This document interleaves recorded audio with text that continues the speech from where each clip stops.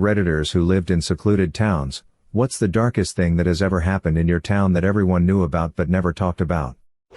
In my hometown there was a girl who hid her pregnancy from everyone. She gave birth in her family home while everyone was out but hemorrhaged and fainted. Her dad found her and took her to hospital where they proceeded to ask him where the baby was. He didn't know she was pregnant but went back to the house to find the baby. He found the baby in a bucket in the cupboard. She had stabbed it multiple times with manicure scissors. She claimed it was dead on delivery, but the autopsy proved otherwise. She was arrested and spent a few months in a mental institution before being released back to my hometown. Somebody owned a pub and killed his wife and bricked her into the wall. She was reported missing. 30 years later they were renovating the pub and found her, but at that point her husband had died. About 9 years ago, a guy lost his job at a nearby Kaiser, so he killed his 5 children and wife and then turned the gun on himself.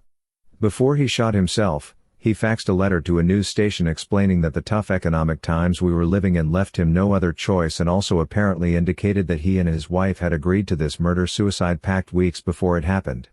They had pulled their older children out of school and everything. A girl at my high school went missing. Then about 2 months later the paper ran a story about how a local girl was abducted, taken to Mexico and gang raped, sodomized, and several other graphic details. That girl showed up at school. She was there about 5 minutes before everyone connected the dots and she had to leave. It was sad as hell at the time. It's even sadder now that I am grown up and understand what happened. My small town paper is an a-hole. Girl in my neighborhood was tied to a tree, raped by multiple boys, and left there overnight, completely naked until one of the neighbors found her in the morning. No one talked about it. Nothing was ever done. One of the elementary school teachers was molesting kids. He went on a Wednesday night in March hunting trip with a bunch of the kids' dads. There was a terrible accident, and the teacher did not survive. The mandatory sheriff's investigation found no sign of foul play. Family up the road from me seemed like nice people, always friendly, owned a business within the area, everyone knew them. But they all seemed kind of off or strange. I don't want to use the term, but it was apparent they were all a variation of slow to a degree. One day news broke that the father had been sexually molesting his 2 daughters, I think 17 and 13, for God knows how long. Guy was never formally convicted due to lack of evidence, so he remains an outsider now to the town. I believe his kids were sent to CPS immediately. There was a similar story in my town. A man molested his 4 daughters as well as forcing them to watch him and their mom having sex. She knew all about it but said nothing. They all had a slight intellectual disability as well, ranging from the lower end of normal to an actual slight disability. Child services had been notified, but since they tell the family they're visiting beforehand, they always pretended everything was fine and nothing happened. It only got out when the youngest daughter, who was about 5 at the time, was at a friend's house and asked her and her mom if their first time hurt that much as well. I went to school with one of the older girls and she used to lie a lot and had to cover for her dad a lot as well. When she was about 12, she was out of school for a few days and had some weird cover story, but it later turned she was getting an abortion because her dad got her pregnant. Really effed up story. Not in my city but in my family. My great-uncle Norm was a Vietnam veteran and he brought home a sweet Vietnamese wife.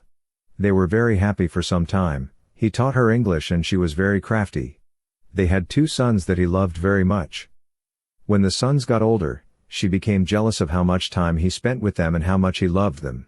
She became mean and resentful, spiteful. He started finding old meat and bugs in his lunches, and when he started bringing his own lunches, she would stalk him at work and try to give him lunches she made. She started ripping apart the house for him to come home and clean up, and didn't feed her sons even though she was the housewife. He filed for divorce, and when he left for work after handing her the papers she stabbed her sons to death, doused their bodies and herself in rubbing alcohol, and lit herself on fire. He was absolutely devastated. As a kid I wondered why he was such a zombie, and when I got older my father told me what happened to him. I would probably be an emotional husk too. A decently popular Chinese restaurant in town had one of the owner's babies walk out the back door and disappear. It was effing heartbreaking. The parents on TV and all in the paper. There was a big search effort. Eventually they found the baby's body stuffed into one of the cabinets at the restaurant. Pretty sure the place is still open. The mother had beaten the baby to death. I looked into it, she's serving 22 years, then being deported. The place is closed. Darn, I think I saw a news story about that or a similar story. The mom accidentally killed the daughter and told the dad to help cover it up, which he did. The town pastor was allegedly touching the altar children, both boys and girls. It was effed up because apparently some of the kids told their parents about it, but the parents either didn't believe them or didn't care enough to stop this from happening. So this went on for a while and less people went to church except for the hardcore devotees, which were usually the parents of the children. So until those kids grew up they were forced to be sexually abused by their parents and no adult did anything about it, and I believe the same pastor is still there to this day. You should report this. He would 100% be still abusing other kids. When I was a kid in the west of Ireland there was a guy in his 20s, who used to cycle past our school at the same time every morning. No, this isn't going the direction you think it's going. The story I was told was, that this young man as a teenager had been an only child living on a small isolated farm with his widowed mother. He was 18 and he was basically running the farm on his own. One day the guy snapped and beat his mother over the head with a blunt instrument and killed her. The people of the small village he lived in felt sorry for the boy. They thought he was a good kid.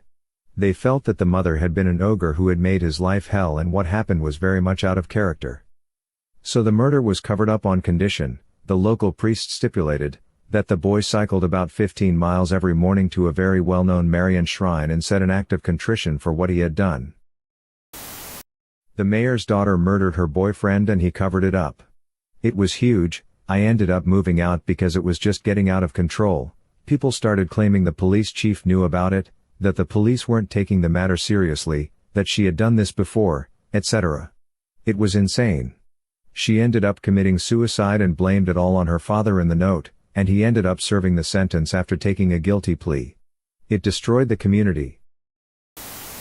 Woman shot the guy that molested her son in the middle of the courtroom. Movie was made about it, even bumped into the woman at the store a few times. Have never heard anyone mention it other than the paper occasionally. Movie, A Time to Kill. Starring Samuel L. Jackson, Matthew McConaughey and Kevin Spacey. Definitely worth watching. So, this guy's girlfriend found out that he was going back to his home country to get married. She goes into a fit of rage and ends up murdering him, loads his body into a blender, cooks up a meal and serves it to construction workers and fed the remains to neighborhood dogs. Dead guy's brother is concerned, so visits girlfriend and finds a tooth in the blender and suspects a murder, thus alerting the police. She was arrested. There was a serial killer that came through town and killed a few people. One of the victims was laid out on the shore of the lake in front of their house after the guy had killed them.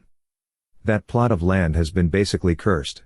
Every time someone would go to buy it, the deal would either fall through or they'd start building and run out of money. Someone finally built a really nice house on the plot. Waiting to see if it lasts. Edit, it was the guy that killed Gianni Versace. My town is not very small, but was fairly small when these events happened. In the 70s, a man had been kidnapping young girls, about 10 years old, and keeping them in a dungeon made from an old bunker below his garage. One 12-year-old girl was kept in his dungeon and raped for 6 months. The man actually aided in the search for one missing girl, to try to mislead the police, although he was eventually caught when his wife grew suspicious. He was given life in prison. The first time I heard about this was from a YouTube video compiling similar cases. The video mentioned my town, and after a quick search I found out that the house was only about 300 meters from me, and I had passed it hundreds of times while walking to school. I get chills every time I think about it now. I suppose people don't mention it anymore because it happened 40 years ago, but my mom, who grew up only a little further up the street from this man, instantly knew what I was talking about when I asked her about it. My wife grew up very near Noble, GA, unincorporated, where the Tri-State Crematory event came to light in 2002. The incinerator broke and the operator apparently was just tossing bodies in the backyard, kind of junkyard, in cars, under lawn clippings, partly buried, in between trees, etc. The town found out, because multiple dogs brought home body parts. When I was in 4th grade, a woman in her mid-20s was murdered by her friend who apparently had a crush on her. He was in a kinda popular local metal band. He strangled her to death in his apartment, cut her head off with a machete, undressed her except for her boots and posed the headless body in a pornographic way. He took multiple pictures in different poses, as well as a few close-up pictures of her head, and uploaded them to a gore website. When the moderators contacted him, he panicked, took down the post, set fire to his apartment, took her head and killed himself by driving into a truck at full speed. There was a small article about it in the local newspaper, but after a few days no one mentioned it anymore, I assume out of respect for the family. I only found out the true scope of what had happened when I became friends with the younger sister when I was in high school. Horrifically, to this day when you Google image search the deceased's name, the pictures that man posted are the very first things to turn up. They're spread across countless international gore websites, and the family can't do anything about it. Disclaimer: in case anyone wants to ask for the name, I won't post it here, nor will I DM it. If that means you don't believe it, okay, but her dignity is more important than that.